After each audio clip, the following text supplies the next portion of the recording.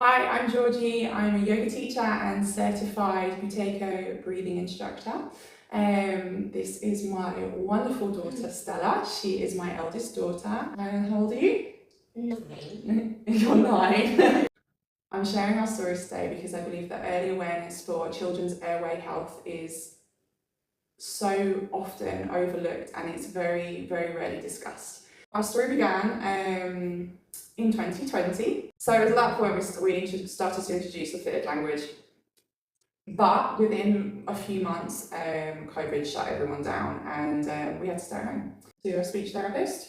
Yeah. When you were little. And she got you doing some exercises, didn't she? Yeah. Some breathing exercises. Yeah. No. She said it's just developmental, she's going to grow out of it. And I have not. That's what she said when Stella was 4 or 5 years old. But the stutter, it's gone through phases, isn't it? Yeah, it has. Especially in the summer period. Yeah. When you can't speak at all. At yeah, the beginning of the summer holidays. Yeah, I can too. Do you want to explain what that feels like? It's hard and it's bad. For example, the things that I've noticed when you get overly stressed is that you hold your breath and you try and force your words out. Yeah, I do force my words out. Your words will be here, but the word is because you're holding your breath and you're trying to push it out. Yeah.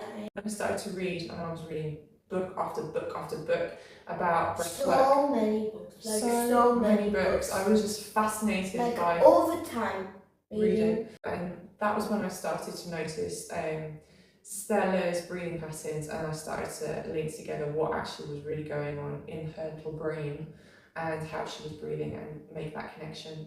Had I known that piece of information when she was little, maybe things might have been different. Maybe I would have been able to give her the tools that could help her. So just knowing these simple things that and noticing that the breath holds and not helping. Also with the sleeping, Stella would wake up with stinky breath and I would be beside myself thinking, oh my goodness, I've not brushed her teeth properly or she's got really bad dental hygiene, when in fact she was just sleeping with her mouth wide open and snoring. And I didn't think of it as a problem.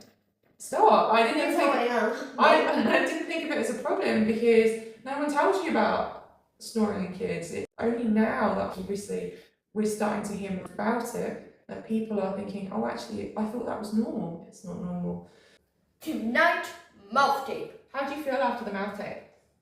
Nice. After reading all of these books and knowing which path I wanted to go on, I found this course and it spoke to me perfectly. It was targeted at, the method is targeted at people with asthma, with sleep dysfunction, who have apnea or snoring, PTSD, anxiety, panic disorder, and also ADHD. And for us, I mean, we have ADHD in our family, so whenever I would notice these little quirks of Stella's, I would just kind of shrug it off as, you know, well, I've got that, my sister's got that, you know, it runs in our family.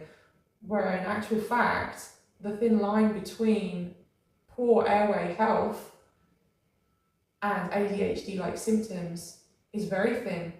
And you might think that you have ADHD when really you are just breathing badly.